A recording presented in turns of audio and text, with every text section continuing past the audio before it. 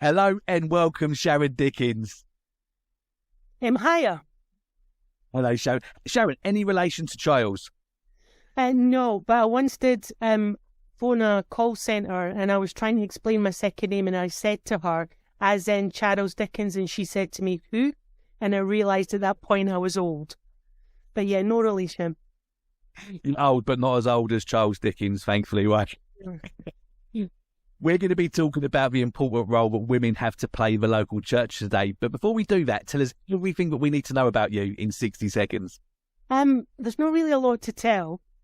So I would say that born in Edinburgh, Scotland, lived there most of my life. Got 2 grown-up kids. My oldest is 29. She's getting married this year. And so my life feels like it's full of conversations of weddings and dresses. And then the rest of my life is either serving or telling my dog what to do and not being listened to. I think I've been a member at Nidri for more than 20 years, but I've been on staff for 16, and 10 of those with 20 schemes. Yeah. Brilliant stuff. Your local church is part of a fantastic project set up in Scotland called 20 Schemes that you've mentioned. Tell us all about that, Sharon. Yeah, I do love 20 Schemes. So we are the church planting ministry of my church, Nidri Community Church. And so I don't know how much people know about Scotland, but about half, just under 48% of our nation would live in a scheme. I think in England you guys call them housing estates, and the States they would be projects or favelas.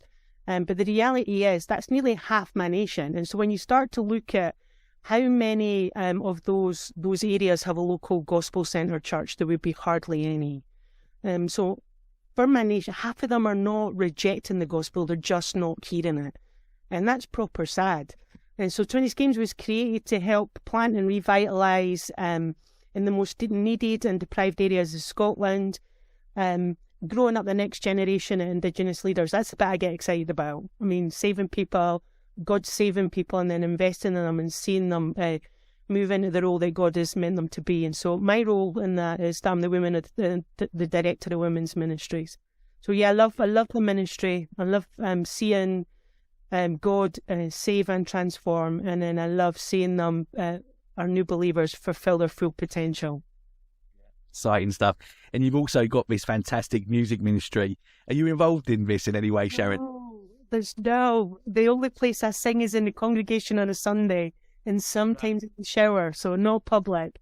But we're very blessed at 20 Schemes. We have a lot of people who are very gifted, and 20 Schemes music is evidence of that. Saul Fenn is a very gifted musician and composer.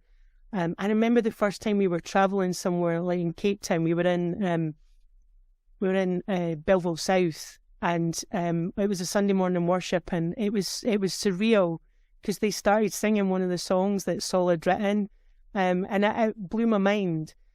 So I mean, for people who've not checked out 20 Schemes music, I do actively encourage you to check them out on the YouTube channel. But yeah, they are very talented. Me, no, don't sing a no. Not in public. Sharon, you must at least be able to sneak into the studio and play the tambourine or something, right? No, a tambourine. No, I actually would quite like that, to be fair. No, not put me in front of a camera or a mic unless I possibly can avoid that. Well, we're very grateful that you've let us do that today for this interview, Sharon. We both hold a view that is probably becoming more and more unpopular within the Western world. We're both complementarian. Tell us what that is, Sharon, and also, if you don't mind, briefly tell us the other 2 positions that people may hold when it comes to what women do within the church. And so, yeah, I would say that, I mean, in the book I talk about this really briefly, and purposefully quite briefly. So egalitarian, I would think that is men and women are partners together in all aspects of ministry and life. And so they would say that all ministries are open to, and offices of the church are open to what they would say is qualified church members, men and women. So gender should not and does not exclude anybody within the congregation from any roles, including elder, pastor or minister. And in complementarian, which is where we would sit, I would say that again, that means men and women are absolutely equal, but have been created for different roles. So I think that for us, any ministry is open to us except for, I mean, the exception would be elder pastor, which I believe is only open to qualified men. And so women can serve in many and diverse roles, even in full paid ministry. And then there would be hierarchical, and there's a massive spectrum with all of them. And so for some of the guys, I would say men and women are created with to operate in different aspects of the church. And so sometimes I've come across places where women can't speak or within a church, or be elders or deacons or serve communion. They're not allowed to lead, or, I mean, again, like I say, even speaking a church service, they would see their roles, particularly within women and children. And some would go as far as to, I have met some guys who have said that women can't write things. They wouldn't read a commentary that a woman had wrote, or even women can't be in secular forms of leadership, so no women in government. I think that's a massive spectrum. I mean, all of them are a massive spectrum. But I mean, for me, that's a broad stroke about what I think all three are. Thank you. Helpful. Just in case we've got someone screaming at us through their laptop right now, biblically, how did you come to hold the position that you do? I probably would have been 2 decades ago screaming at a laptop myself. I think in reality, it's a really simple question to answer. I think it's biblical. I think that it's the Bible's very clear about what it says. I realise the reality of it is that it's not palatable, and it might even be difficult for some people to accept. But I firmly believe that's what the Bible says.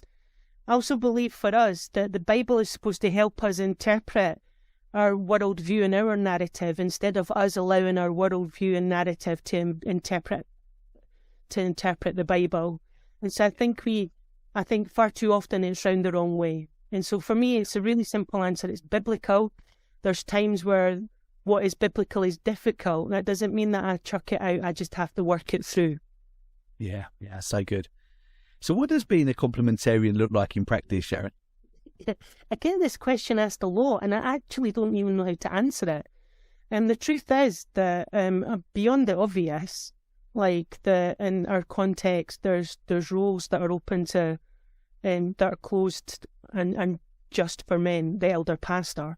Every context's different. So every church is different, their ministry is different, the way that they serve is different, the need that they have is different. And so I find it quite difficult to answer that question in a way that would meet everybody's needs. I mean, I think what I would say is that in many churches, and all churches, there's significant ways that men and women are equipped by God. I mean, we've been given gifts, after all, to serve our local church. And I think we need to do that. And if I'm being really honest, I get quite frustrated at this. And Ms always laughs at me when I do that. But I get frustrated because we spend so much time talking about that 2% of stuff that we're not allowed to do, which is not just women that are not allowed to do it. I mean, if you take the average congregation, the chances are there's only 4 guys that are elders, 2 of which are pastors. So men and women are not all men are called to that role also. And so that in my head, we spend so much time talking about that we forget to look at and spend time on thinking through how we can utilise, train and equip our church members, including women, to serve our local church much better. Yeah. So I don't know how to answer it well. I think you have. That's a good point. Well made, Sharon, to be fair. You've written in your new book, Unconventional, which, by the way, is absolutely brilliant. Really, really love it. Thank you. That when you get a conference, when coming off a platform, there's always usually a queue of people wanting to get advice on starting a women's ministry within their local church. Why and how have we forgotten how to do this? I think the reality is that in most churches there'll be some form of really good informal women's ministry going on. I think when it comes to formal ministry, I don't know that we have forgotten it. And so I don't know that we have. I think what we might be is maybe apprehensive or scared to take on the task of looking at what formal women's ministry looks like in our context. So I don't know that we really have forgotten it. I think it is happening. It's just not formal. And I think the reasons that we're not doing the formal stuff are far more complex. Yeah. Without a plan, I think it's fair to say that in a lot of situations, the pastor's wife is often tasked with overseeing women's ministry, but that can be really unfair, can't it? You can't just assume that they're gifted in that area or have the time or the will to do it. Is that a fair reflection of what you found, Sharon? So I think the short answer would be yes, but I'm assuming you want more than that. I think the reality is, let's be honest, if you think about the UK, like we have this really bad habit of doing buy one, get one free. We think that we get the pastor in, and what we get is we get the free service of the wife to come in, and we expect a lot from her. And so she's supposed to be the one that, unrealistically, whether it is fair or unfair, it's an unrealistic expectation. And whether it's a voiced expectation or not either, it's there, that we expect them to take on anything that remotely looks like women's ministry and lead it. Then if there's new believers, we expect them to do their Bible study. If women are struggling, we expect them to take on the role of getting alongside them. She's expected to be show hospitality to her congregation, to support her husband in what he does. And then the chances are she's got a family that she's supposed to be looking after. And because, let's face it, in the UK we pay our clergy so less, she's probably working in some way, shape or form part-time. And in between all that, she's stuck in a place that could be fueled by unspoken expectation, unrealistic views of who she is, and it's a lonely place to be. And so for me, I don't think that's realistic or fair. At 20 Schemes, we don't do that. We don't assume it's buy one, get one free. And so every wife that, so if we have a ministry wife, or, I mean, we have had, for women's workers, it's been the other way around. And we've never assumed that she's going to come in and take on a women's worker role. Only when she is keen and wants to. Now, that doesn't mean that the wife has no service to play, because she's a good church member. But there's no unrealistic, unsaid expectations laid upon them that, quite frankly, is oppressive and, crushing, I would think, for any wife that's out there. So, yeah, no, I think it's unrealistic and unfair. Yeah. I can see those job vacancies you've got advertised at the moment, Sharon, suddenly having lots more applicants flooding through on Monday morning. How do you create a robust women's ministry that teaches, equips and cares for women in a congregation without it becoming cut off from the rest of the church? So you're asking a question that I took 5,000 words to write, 50,000 words to write, and still not sure I did an eloquent job in how to condense that. I would say, which is what I pretty much say everywhere at any conference, I say to all the pastors, we wrestle with the hard questions, we make a plan, we're not afraid to review it, and then we get on and change it if we have to. And so some of it, I suppose what I'm saying is try and biblically work it out well beforehand and then keep working it out as you go. I think that's what I try and say in the book, to be fair. I think most of us get stuck at the don't want to wrestle, not really sure how to make a plan, so let's just not do anything. Yeah, so true. And do you find as well that people can get stuck in that planning stage and don't actually ever do anything because it just looks too... It's complicated. Yeah. And it's hard. And so even the simplest of questions, so if you've got a robust care team, so we have a care team that's been established for 15 plus years now. And even the simplest of things you think is normal, like even taking your confidentiality. And when a woman's doing one-to-one with another woman, how much does the elders expect to know? I mean, are they expecting you to go back with every single thing? I mean, where's the line of, you can be totally confidential because that might be, and so we call it confidential within the remit. So ours is, you can be absolutely confidential, but they know up front that if they tell me something where I think they're at risk of themselves or risking other people, or a child protection issue, then what they tell me is between us, not running to the elders. But actually, you have to work that out so that the elders know that you can be trusted, but they also need to know that when something really does happen, and they need to know you're going to come. And so one simple thing, which is integrally important, which is confidentiality, that's one part of the conversation, not the rest. And so it's hard work. And then that fear of, if we create something, how can we make sure that it stays within the framework of submission to the elders, which I always find a little bit like frustrating that people think that you're automatically going to run off and be all independent. I mean, I don't think most women like want to damage congregations. They want to serve. They desperately need to be in there. We just need to give the framework to do it, but it's hard work. And so I think that's the problem. We get stuck in the plans because there's complex issues, complex questions that they need to work through. And sometimes we don't have the answers for them. Yeah, so good. How can you establish a sound complementarian women's ministry without becoming egalitarian in disguise?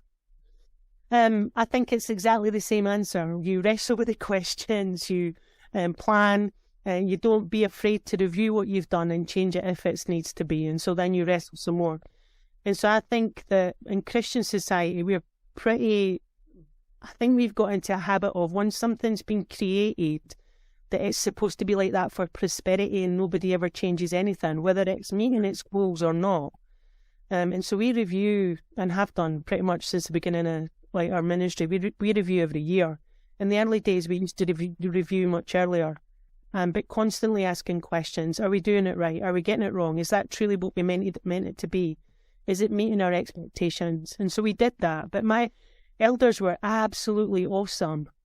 I've never met elders like this. I've been a Christian a long time. And they really actively wanted a women's ministry, didn't really know how to create it, but were absolutely certain that it wasn't supposed to be tokenistic. So it was for real. It wasn't just placating us to give us something nice to do. And they took it serious, and they invested it in. So they invested in us, they invested in training, they invested their time, they debated the big questions as a congregation. They got us together on Sunday evenings and they took us through lots of training, Bible studies, all relevant to this issue while they were working out what women are like, it looked like in our context. And our congregation wrestled with this together. And then when we established the women's ministry, our elders, they invited me to their elders meeting every week. We don't do this now, but when we were establishing it, it was every week, and I'd come with a bunch of questions. It would be debated, there would be more questions, they'd wrestle with it, they'd send me off to do stuff, and then the next week I'd come back with a bunch of more questions. And so it was that real investment and that intention to take it serious, and also see that we had I think what it was is they trusted us. Our elders, I mean, we would say it's a saying, they gave us enough rope to hang ourselves and we didn't. But they literally trained us, equipped us, prepared us, and then trusted us to get on and do the job. And so for us, yeah, I think that's how you build it. You wrestle, you work it out, you wrestle some more. And now it doesn't work like that. We only meet monthly, but yeah, at the beginning it was so helpful. Yeah, all the questions you had, you just go, sometimes I'd go and there would be reams of them. Reams of questions. It's the absolute opposite of ticking a box, isn't it? Yeah, and I think it was refreshing. I mean, I've been a Christian a long time, and so my usual experience, and I don't say this is for every woman, is they find strong, capable and feisty, and what they automatically assume is you're rebellious, and I'm not. And so then they didn't know what to do with you, and I'm rubbish at making tea, and it was all right to do kids ministry when my kids were little, because that was a way I could serve. But after that, there seemed no place, and I do feel that there's a lot of women that feel frustrated, because God saved us for a purpose, to serve our local church, and there seems no place for us to do that. And our elders came in, particularly Ms, and was like, actually, I mean, even 6 weeks after he arrived, he started talking to me about being a community worker. I've had about 17 different job titles at church. But our elder, it wasn't tokenistic or just, it was for real. And it'd been the first time I'd ever really experienced that. And so, which makes me sad, but also makes me quite happy in the sense that they gave us, they've helped us fulfill our potential. Yeah, so good. It may seem like an obvious question, but what are some of the unique things that you can do as women together that would be unsuitable for a male pastor or elder to do? I think the first thing that I would probably flag is I think unsuitable is not a helpful choice of words, but I know what you mean. And so I think the reality is that if we are proper Titus 2, and and investing in them, doing proper discipleship with someone that is not an hour a week Bible study in one of the fancy coffee shops, but I mean that real life on life, 24/7, living with, invested in, sharing your life with, and that is really intimate and that is intentional. And so instead of unsuitable, I would probably say unwise. I think spending time, that kind of intimate length of time where a woman should be a woman. I mean, Titus was pretty clear. Older women teach a younger woman how to be a godly woman. So that kind of investment, I would believe that it's a older woman in the faith teaching a younger woman how to grow up in the faith. That doesn't mean that I don't think that guys have an integral part to play. But I think when it comes to that investment of time, that intimate investment in time in women's life should be women. So I would say that's the unique thing. Yeah, yeah. And what does a healthy women's ministry look like on a day-to-day basis? So for me, I think a healthy women's ministry should be one that is in submission to the elders and is a gift to the church. And so the foundation of our women's ministry would be that we see ourselves as we serve our church. We're not events driven, although we do events, but it's not what drives us. For us, it would be the discipleship. Everything, our whole women's ministry is based on that discipleship relationship. Yeah. And everything comes from that. It actually makes me it's one of the saddest things I see. So you can go to many, you can go to events all your life, and it's the saddest thing to see a woman who's been saved for 40 years and has been to every event on the planet, but is still a baby Christian. And that's not a healthy women's ministry. That's not one that serves the church. So it's the saddest thing you see is this eternal baby. So age doesn't mean mature. And so for me, I think the best investment, healthy women's ministry is one that serves the church in the way that it disciples new believers into to growing in maturity so they can go on and serve their local church. Yeah. And you speak about this in the book as one another in one-to-ones. So good. Tell us all about this, Sharon. So they're basically the same thing, just different ways. So we would all have a one-to-one relationship. So now we have a care team of 6, but all 6 women don't see every single woman in our congregation. That's just, if you're talking about real investment, you can't invest in like 30 women really, really well, but you can invest in 1 or 2 women really, really well. Yeah. And very intentionally. And so what we have done is, so one woman invests in 1 or 2 women, and we encourage them to invest in 1 or 2 women, and it flows down. And part of the reason that we've done this is we've created a framework where older women invest in a younger woman, and then that younger woman invests in someone so you've always got someone to go back to. And so we would call that one-to-one. And so if I was one-to-one in someone, usually a new believer, I would invest in their life, I would hang out with them, but we would do a formal time where it would be like Bible study, book study, and then we have these accountability questions. We've got 17, we started with 10, but we've got 17 now. And so we ask all the questions. You have to ask all the questions. You can't assume what's going on in somebody's life. And so we sit in the beginning, we would explain to someone, so this is new, this is why we're asking them. We ask their permission, we make them understand what confidentiality looks like.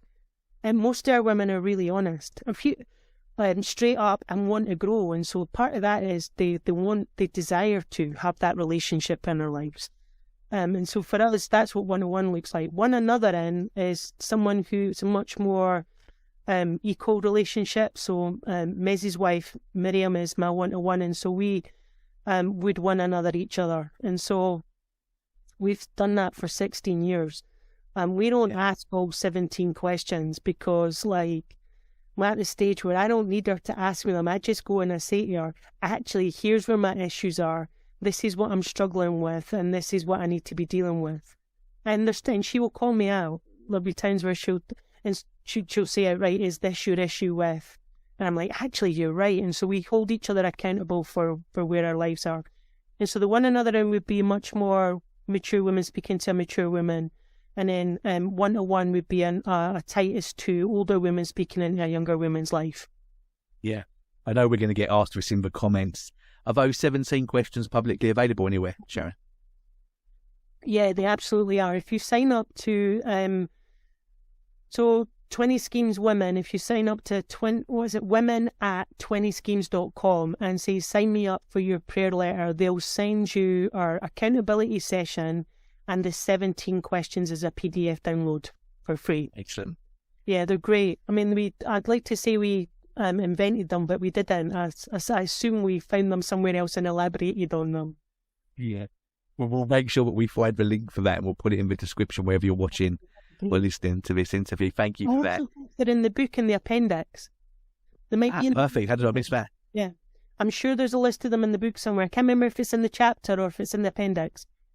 Well, another reason to buy the book then, Sharon. That would be Any of those the link to that. Yeah, the link to that would obviously be in the description as well. I'm really interested practically to sort of get an idea of how you guys do this. So when you guys get a new visitor, what does the process look like in terms of a welcome, getting that person settled in and then potentially into some sort of discipleship program like you've been speaking about? Yeah, I think that's a bit of a weird question, but I can't work out why. We're not really big enough to have a welcoming committee. Our church is quite small.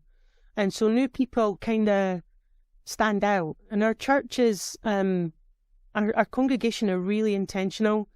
And so they'll do hospitality and welcome new believers really well. So we don't have like a specific format for that. We don't do one-to-one or one another in with anybody who's not a church member or working towards church membership. And in discipleship, it's really rare for someone to walk through our door and go, I'm a new believer, I need to be discipled. I think in 16 years that's kind of happened once. The rest of the time it's a long-established relationship that somebody's had that's brought them to church. God's miraculously saved them, and then part of the process is we start like discipleship. And so there's no like a set format, or it's not like someone needs to fit in a program. It's just things that are there that when they become a church member, it's part of who we are. Or when they become a believer, it's part of what they do. And so yeah. I don't know how to answer it. So it's a lot more organic. It just happens because it's part of the DNA. Yeah, I think that's a way to say it. It is definitely just part of the DNA of the church. Yeah, brilliant. Sharon, how important is commitment when it comes to belonging to a church? I find this a really important question. I think that God's very clear. I think the trouble is in our society, we spend a lot of time thinking our faith with God is personal, when it's really not. Our faith with God may be personal in the sense that we have a personal relationship with God, but it's not in isolation. We're supposed to be active members of a good, solid, Bible-believing church. And I don't mean like a surface skimmer who comes and is just served, or a live streamer. I mean actively in being involved. That's why God, as well, he's the head of the church, but also gave us gifts to serve that local church. So I think that the trouble is that many of us become consumers. And so, yeah, for me, I think it's super important. It's where we learn to love each other. It's where we learn iron sharpens iron. It's where, like, God brings our sin issues to the surface and helps us to deal with conflict well. It's where we learn to grow up in the faith, having Christ transform us as we interact with the family that he's put round us. And so I think it's seriously important that someone is part of a local church, and not just part of, but responsible, like a responsible church member. We have responsibilities to each other as well as to Christ. And so, but I think nowadays it's just far too easy when someone cheeses you off just to go somewhere else. Free transfers, like we just move on. And the reality is, in that complicated situation or whatever it is, God is trying to teach us about something in us that needs to be changed. And so we miss out the growing and the maturity that he wants us to come to. So yeah, I think it's super important. So good. And on that subject, you know, in any role where your people facing, like you've just been saying, it's at times going to be messy and hard, isn't it? How do you protect yourself from potential heartbreak with people, Sharon? I think that's the bit that bothers me about this question. It's to protect myself from potential harm. Because when I thought it through, the reality is what we're asking about is investing in someone's life because Christ loved us. Now, Christ did not protect himself from potential harm and everything that was sacrificially given of his life to save us. Yet we think it feels like it's one of those boundary questions where we have to have boundaries in life to protect ourselves.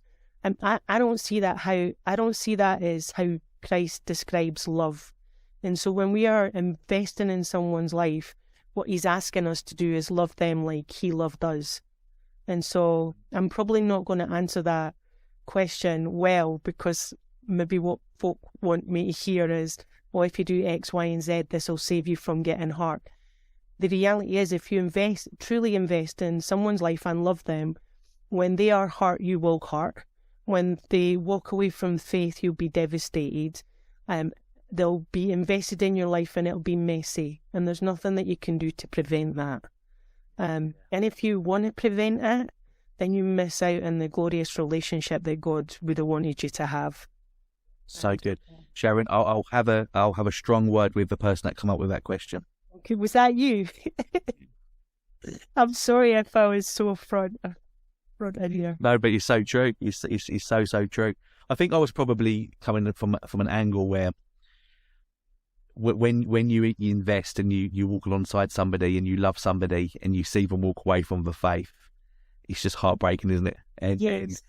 But like you say, the way that it's framed is we're looking at ourselves rather than actually we're going to go through that, aren't we? And it's nothing we can. I think you can help. I think there's ways to help yourself through the heartache. I mean, that's why we have good one-to-one. That's why we have team. That's why we have each other. Our congregations point us continually to Christ. So true. And we need that. God tells us we're going to suffer. And we need that. We need constantly being reminded who Christ is. But I don't think that we can avoid the investment if we truly want to see people grow. So good. You're very wise, Sharon. It's almost like you've been doing this for decades. I have been doing it for decades and I'm not remotely wise. I'm one of those folk that's just old enough to know that I just know nothing. I think the older you get, the more you realise how little you know. We mentioned earlier that your church is located in Niddry, which is a place that has some unique challenges, doesn't it, including social and economic issues.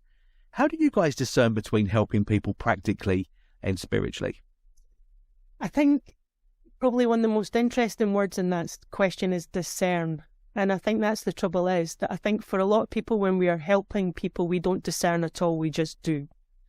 Yeah. And I think the trouble with that is help that has not been thought through could potentially harm the person you want to care. And I find this probably one of the hardest things to wrestle with. My life has been, my career, if you like, has been around community. I used to work with a lot of frontline homeless services, Christians and not Christian. And so for years I've done what we would now call, I suppose, mercy ministry. We did on night shelters and food kitchens and all those moments of ministry that are very focused on a task. And I read this most amazing book by a guy called, Brian Fickert, called When Helping Hurts. And he looks at biblical principles for helping people, and he comes up with 3, which is relief, It's relief, restoration, relief, rehabilitation, and then development.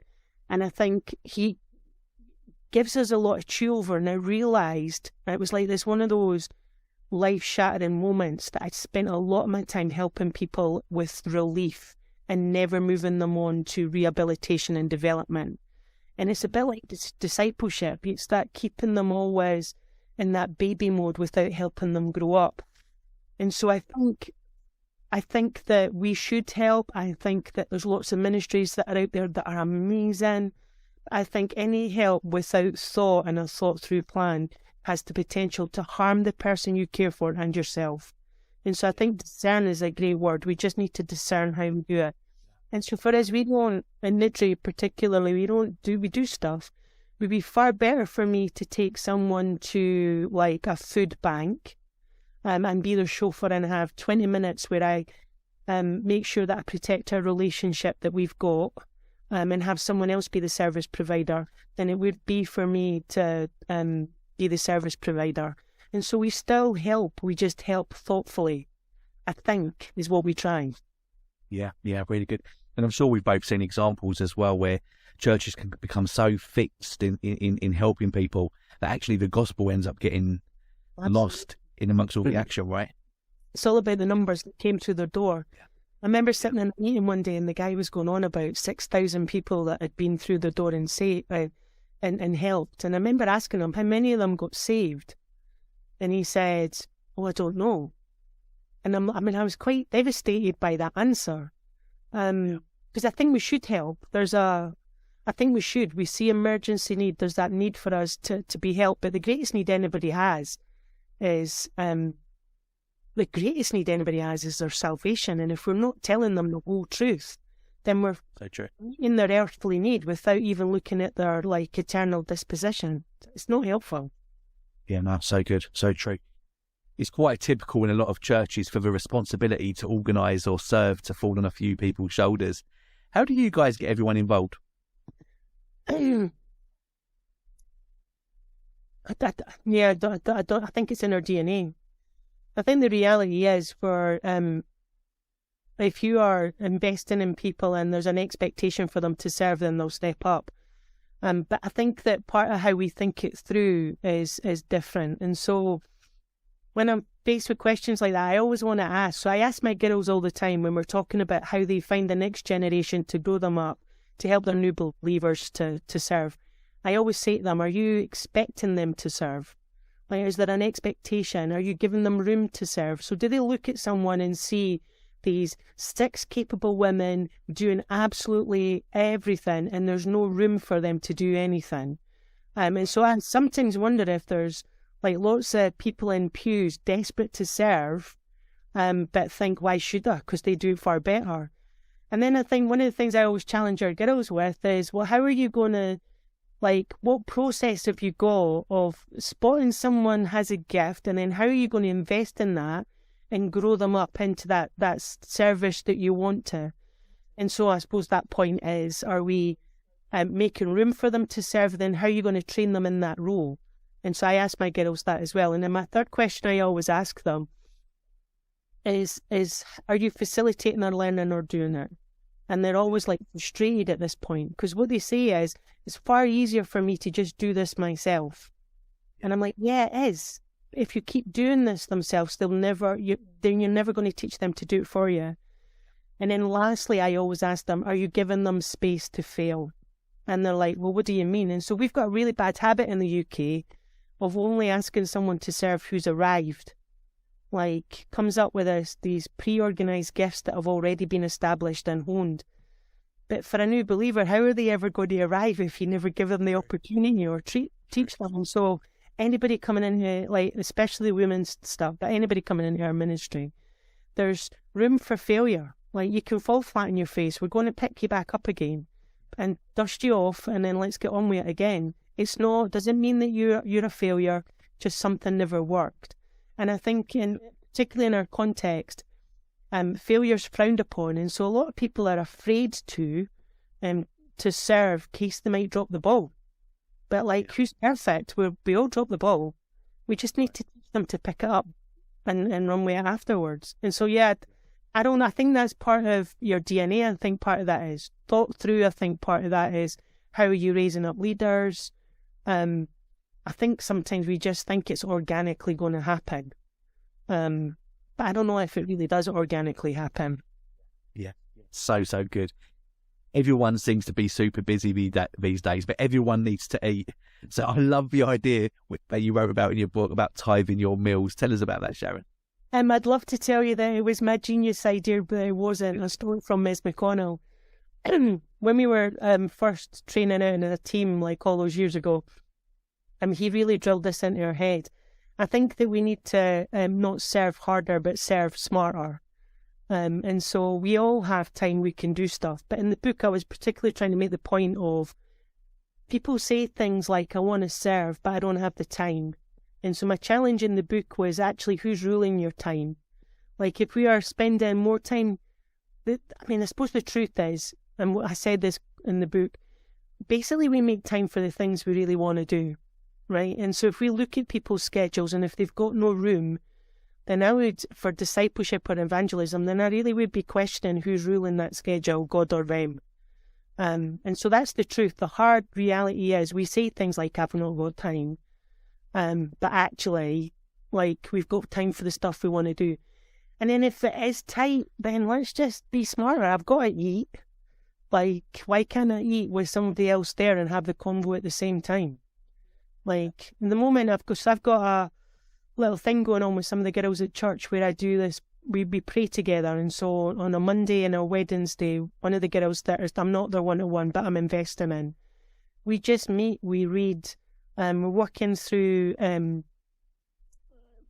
Barbara Duig's book, Streams of Mercy. We do one of our devos, we share with each other's lives, we speak in each other's lives, and then we pray. I mean, I've got to pray and read my devo anyway. Why should I not just invite somebody into that? So yeah, serve smarter, not harder. Yeah, so good. So good. Having so much experience in this area now, if you could turn back time, what advice would you go back and give to yourself just starting out? I find this like one of those questions where, like, what would you tell your younger self? And then you have That's right, yeah. a reflective moment. Yeah. And I think what I'd say to myself is, stop wasting your time thinking about man's opinion and get on with fearing God. And then, for goodness sake, stop moaning about inconsequential things that don't matter. It's not about you. That's what I would say to myself. I spent too much time whinging about stuff and too much time fearing man that actually it was wasted anxiety that didn't need to be there. So good. Mic drop moment there. It's always good and easier to learn from other people's mistakes. So let's learn from some of yours. What are some ditches to look out for anyone starting out or exploring women's ministry right now, Sharon? I would say the biggest problem you're going to face is yourself and Christians, right? I know that's a bit harsh to say, but it's the truth, right? When it comes to any ministry, what you've got is a bunch of sinners trying to serve together, and it's going to be difficult, going to be messy. So I would say keep short accounts with each other. When you're wrong and sinful, own it. Don't do the whole if I did this and offended you, because we all know that the reality is if you put an if in there, you did it. Straight up, like, admit you're wrong, be repentant and move on. And in all of that, like, die to yourself and trust God. So when it comes to any ministry, what will get in the way is us and other Christians. And it'll be our sinfulness, like bashing off each other. Like, that's what gets in the way. Yeah, so good. Sharon, this has been one of my favourite conversations for a long time. We're going to go and take a quick break now before we come back. Sharon, I've got to ask you, this is probably the most important question for the whole interview. You've got the pleasure of working alongside Ms McConnell. I've got so much time for Ms. What is your best Ms McConnell story? It's true, I have served with Ms and Miriam for a long time, 16 plus years. Ms is like my annoying little brother that's the boss of me. And so I do have some stories. But I decided that I'm not going to share a funny one, but I was going to go with what was probably my most defining one, because it probably changed my mindset about who he was for a long time. I'd been a member at Nidri for ages before like Ms came, and then he started talking to me really quickly about becoming on staff. And so when I started 6 months after he arrived, he came in September and I came on staff in the April. I didn't really know him that well. And so when he always describes our early meeting, he tells this absurd story that has, well, we both remember it differently. And so he says this, I said to him, I haven't made my mind up about you yet. And he says to me back, that's all right, I've not made my mind up about you yet. And then anyway, having that in the back of your mind, about 6 weeks in starting the role at church, I can't even remember what he'd done, but he'd been a plank. But I mean, it was insignificant. It wasn't like it was one of those memorable moments. But what I do remember is afterwards he came and he sat down and he outrightly apologised for it, called it out as sin, absolutely took responsibility for it, and then made it right before he finished the meeting. And I remember sitting there being quite awestruck. I've been a Christian a long time by this, and it made me sad to think that I'd never heard a pastor do this. Like, I'd never heard a pastor admit that they'd made us, I mean, it was a sinful error. It wasn't even significant, but he'd admitted it outright and publicly. And I thought through in that moment that, like, legit, that was the moment that I knew for certain what I thought of him. Like, for me, that was like the defining moment where I made up my mind. I'm okay with this guy with integrity, that's not afraid to admit that he's not, like, perfect, that he's infallible, and that there's moments where he could be a plank, because that guy's more likely to show me grace when I need it. And so, yeah, that would be my my memory, my defining story. So good. And you've worked with him for 16 years. My follow-up question is, have you ever seen him? Have you ever seen him without a beanie on? Yeah, I have seen him without a beanie, and he does have hair. He does he really? Yeah. Sharon, thank you so much for your time. It's been so good catching up with you and hearing your heart and reading your book as well. Really recommend it. Unconventional. There's going to be a link in the description below. But before we let you go, do you have any closing thoughts to make sure that you let everyone know how they can keep in touch with the work that you're doing as well? I would say if anybody wants to check out 20 Schemes, best place to do that is on the 20 Schemes website, www.20schemes.org. If they want to find out anything about information, there's an information section, all the plan, revitalizations, women's ministry. They can find out how they can pray, they can find out how they can come and serve with us, and they can find out how they can support us and give to the ongoing ministry. So yeah, absolutely do that. If anybody's interested in women's ministry particularly, then sign up for the prayer letter. It comes out every month. We do a mixture of stories, sessions, training, everything that's out there. So yeah, women@20schemes.org. Send them send them an email and say, want to join the prayer letter, sign up to it, and every month they'll get stuff flying through. So those two things, the website and then the women@20schemes.com. Sign up for both. It's the way it goes, the way to keep in touch, find out what's going on. Excellent. We're going to make sure that both of those things are in the description below. Sharon, thanks again for your time. So good. Appreciate it. Thank you for making it as less painful as possible. I was apprehensive starting, but I appreciate you being kind to me.